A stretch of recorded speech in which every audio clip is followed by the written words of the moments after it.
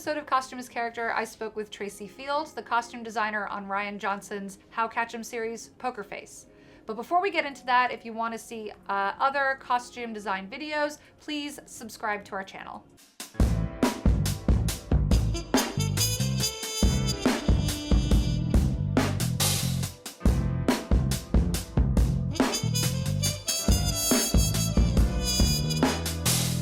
With Poker Face, it's very easy to draw comparisons to Rian Johnson's other sort of major, almost blockbustery film, which is Knives Out, and also obviously Glass Onion. I had the pleasure of speaking with Jenny Egan about both of those, and if you want to watch that video, you can. But in this case, with Poker Face, it's a very different beast, even though they both Poker Face and the Knives Out films seem on the surface like they're very similar. Not only from a content, but also from a design perspective. With Poker Face, we're not looking at the world of the uber rich in the same way that Glass Onion and Knives Out did. We're looking at real people. The fashion choices that Tracy had to make had to be grounded in the fact that all of the people throughout all of these different episodes were all people that you might run into. Now, the show still takes place within this sort of like hyper real universe. Everything is a little extra, a little flamboyant. And that's obviously very apparent with mostly the peripheral characters, and not, weirdly enough, with Charlie Kale, played by Natasha Lyonne. Now, we're used to seeing Natasha Lyonne in really, really cool outfits. She has a great sense of personal style. So yeah, Natasha is super cool, and she has like amazing taste, and like, you know, the thing about us is like, so I met Natasha when she was directing a Netflix special called Sarah Cooper's Netflix special, Everything's on Fire. So, and that was right at the height of when COVID had just, we just started to come back. And within like 2 minutes of me like meeting her, this is before I even got that job, she was like, I love you. Like, you know, you're so odd. Like, we just vibed, you know what I mean? And so we have very similar tastes, which I think is really helpful. We both like vintage and integrating like, you know, new and old and high and low. And so, you know, working with her is definitely, like Rian, is a collaborative effort. But, you know, she, I presented her with like all these mood boards in the beginning. And, you know, she was into some of it, and some of it she was like, ah. And then, you know, you get into the fitting and you're like, she, you know, she's easy in the way that like, I'm like, hey, just try this one jacket. And then like, she tried it on and she was like, all right, this is the jacket. You know what I mean? So it's so nice to work with somebody who like gets clothes and is totally like into like what they're wearing. Awesome. And she also can wear clothes really well, and she has great taste. So all that to be said, yeah, it's pretty cool working with Natasha, and she definitely had some input. And I think between the two of us, we ended up coming up with a pretty cool character. Almost similar to other shows we've talked about, this is more of a jeans and t-shirt wardrobe than it is necessarily something that plays into high fantasy or more sort of outlandish Emily in Paris style costumes, but it sort of borders that as well. And Tracy was able to play with an extra level of campiness because of the fundamental difference between Poker Face and the Knives Out movies. Poker Face is a how catch 'em. So we, as an audience, know from the get-go who the bad guy is, and we know who was murdered. So the withholding of clues isn't as important as it is in something like Knives Out, where we as an audience are just as in the dark as Benoit Blanc. With Poker Face, Charlie's in the dark, but we already know who's dead and who killed them. And we also generally know why, even if we don't know the nitty-gritty details. And so Tracy was able to lean into a sort of diabolicalness in the way that she clothed the non-Charlie characters, the peripheral characters in each episode. Essentially, because I'm not trying to hide anything, or I'm not trying to make anyone like inconspicuous or whatever. Right. Or like misdirects. Yeah. In a way, yeah. Yeah. It's like, so, you know, you pretty much know who the murderer is, and it's a diabolical person most of the time. And so, you know, I tried to make them stylistic, right? Because obviously you want them to seem sort of diabolical through their clothes. And the people around them, it's like, I feel like they have a story to tell as well. So, you know, so maybe like in the 4th episode where there's like Taffy and his wife, right? So like Taffy, you'll know, is the killer. But his wife is also a part of it, right? So I think that the characters are the characters are the characters. And for me, the most important thing is selling that they're authentic, real people. Right. And so that's just kind of like what I did. Another key difference between Knives Out series and Poker Face as a TV show is that because of the setup of Poker Face, which is that we're dropped into these individual episodes at a unique moment in someone's life, you're really embedded with them. In Knives Out and Glass Onion and in other, shows like that, you're seeing characters who are putting on something for the benefit of the other characters, right? We talked about in Glass Onion the moment where everyone coalesces on the dock. We don't have a moment like that in Poker Face. So the clothes that you're seeing all these characters wear are really genuine to who they are. They're not about necessarily proving something to each other beyond the sort of way that we do that in our everyday lives. So when you look at the certain choices that a character makes, also in terms of alibis, which is another interesting kind of design feature, you get a much more, in a way, you get a more in-depth read of who that character is, even though you're spending a very, very short amount of time with them. I feel like when the script calls for an instant read, it's important that that happens. And there's a lot of scripts that don't. It's like a slow build, But in this particular instance, I felt like you needed to get in, you needed to figure out who the murderer was, you needed to figure out the other players, and it all needed to be very instant and fast. And I feel like we achieved that. One unique aspect to Poker Face that we haven't really dealt with in the other shows that we've talked about for this series, and also isn't really a trend in television right now, is that Poker Face is a serialized show. So yes, there is an overarching plot, but the main plot of every episode is distinct. There are distinct characters, and they have a beginning, middle, and an end. When you're designing those characters, that can all change episode to episode. You can have someone who runs a barbecue. You can have an old Hollywood glamorous actress. You can have a metal band trying to get back to their glory heydays. And those are all very distinct in terms of their design. The through line in terms of the costume is Charlie, because she is the pivotal person who's moving from place to place throughout the country. That does two things as a designer. You have to be consistent. We've talked about consistency of character before. She has to be the sort of pivotal, consistent thing around which all of the other fluctuating design elements change. There's things that people don't even think about, like the casino in the first episode.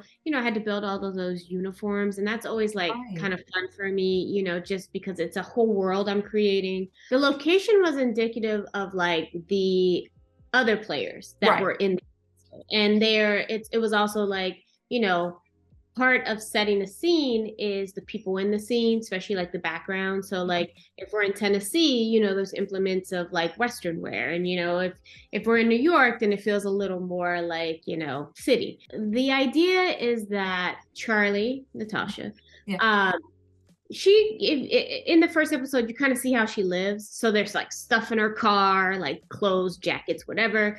And then, she's kind of like a Western meets desert meets 70s sort of vibe.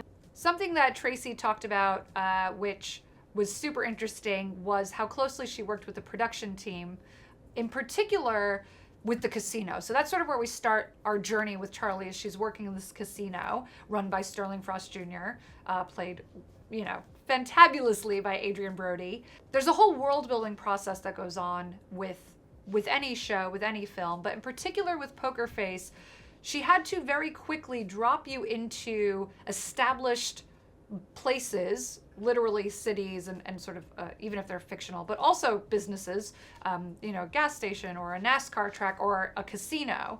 And that was actually something that she really loved doing because of the uniforms that she got to design. What's so interesting about that is it does something that uniforms in general do for us in the real world, is they give you an instant read on who a person is. So within the world of costume design, there's lots of levels that Tracy was able to play with that, in terms of not only saying, okay, who is this person socioeconomically and where do they work, and maybe what are their sort of personal little flares, but also what does she want to say about who they are for the narrative purpose of each episode.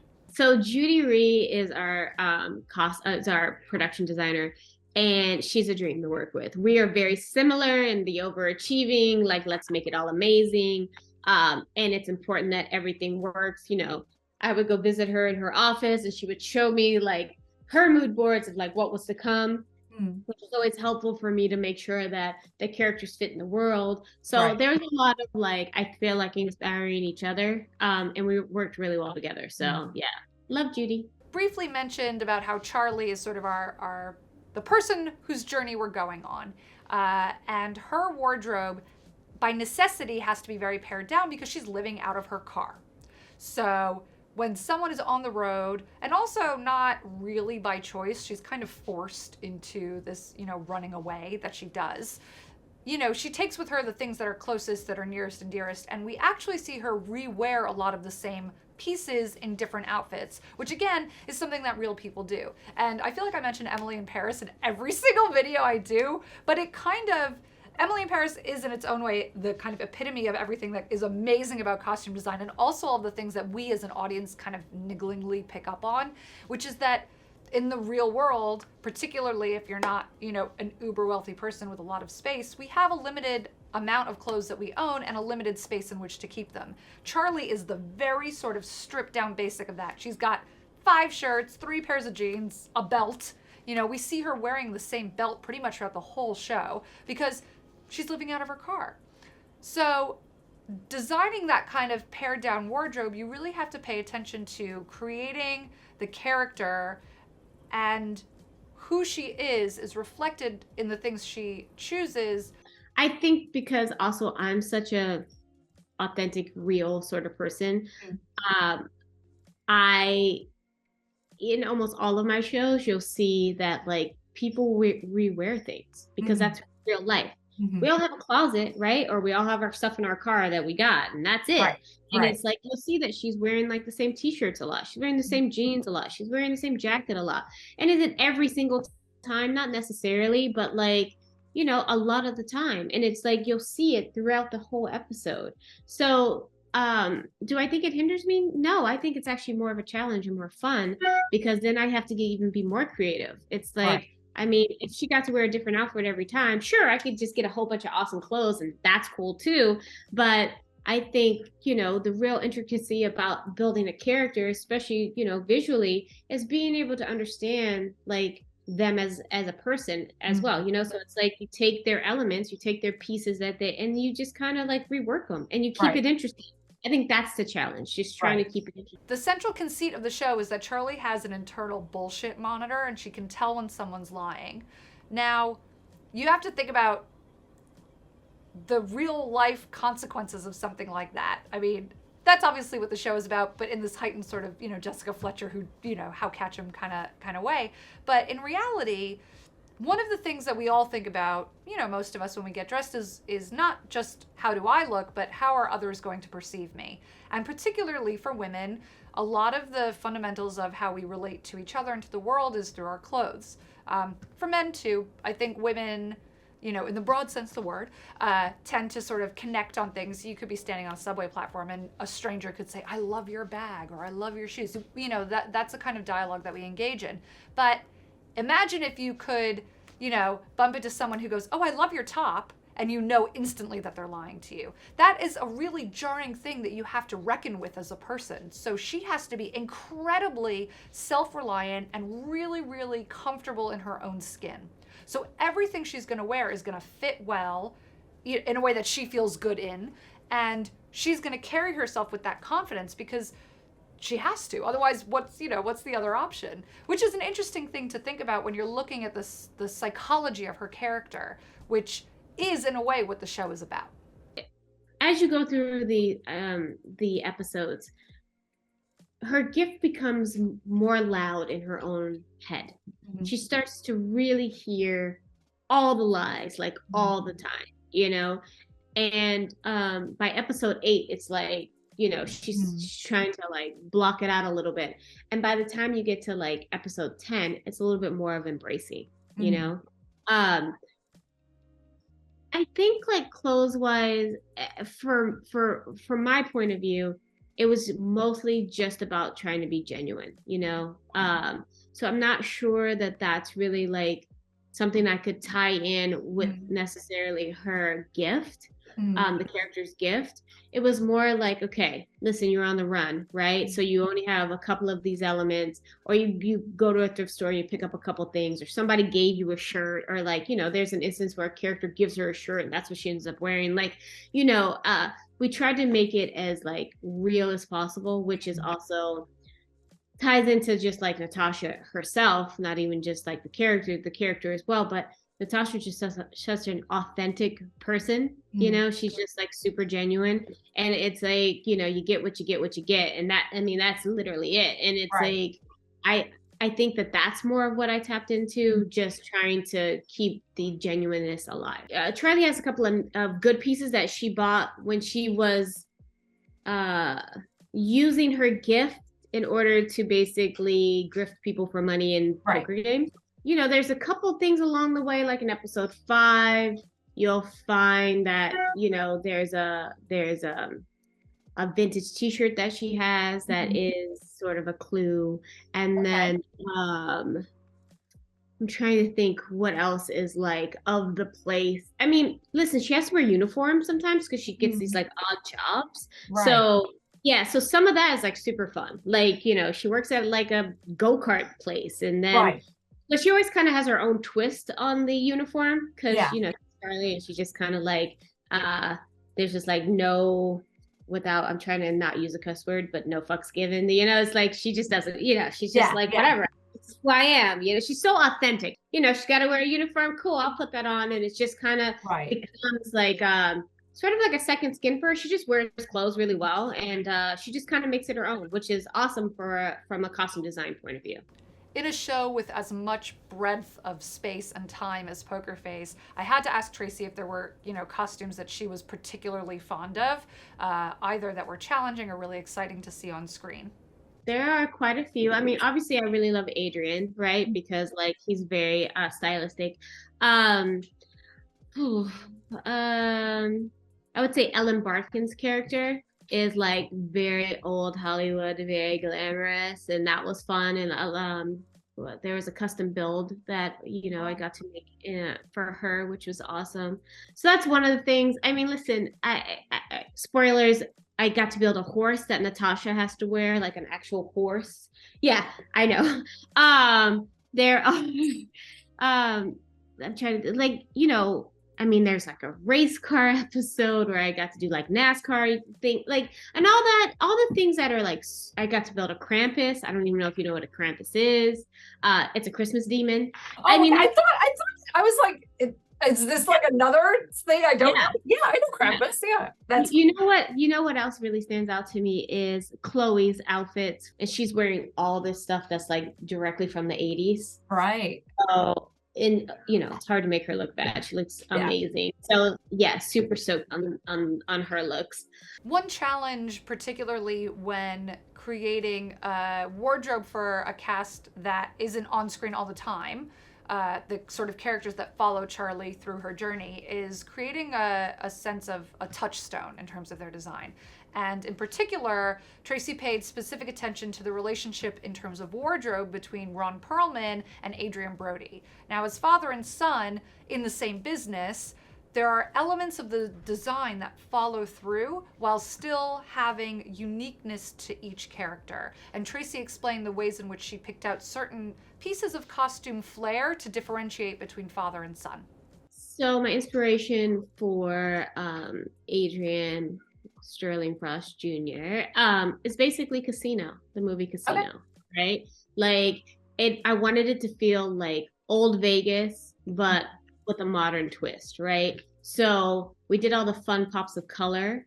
We did, you know, mixing and matching of things. Like he has like a burgundy blazer with a pop of pink underneath, and every one of his blazers has a different brooch. Like that's kind of his thing, you know? So yeah, so I wanted it to feel a little gangstery, a little like old Vegas, because they are in Nevada, but they're like outside of Vegas. So it's kind of like an older hotel. And so I just kind of wanted for him to feel like the element, like to, you know, to feel like where he was, right. like an element of you can see that he is a derivative from his dad. Like Okay. they kind of have the same sort of vibe-ish.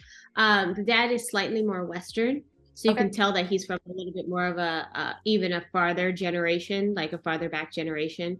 But they both um, have like a flair. Like the dad has like an F bolo tie. That's kind of like his flair. Like there's like a Right. intertwined sort of flair thing. But yeah, I wanted it to seem like they are related, but there's definitely a distinction between the generations. That's it for this episode of Costume as Character. If you enjoyed the video, please give us a like. It really, really helps. If there's other shows, films that you want us to talk about, or designers you'd like us to reach out to, please let us know in the comments. Thank you so much for watching.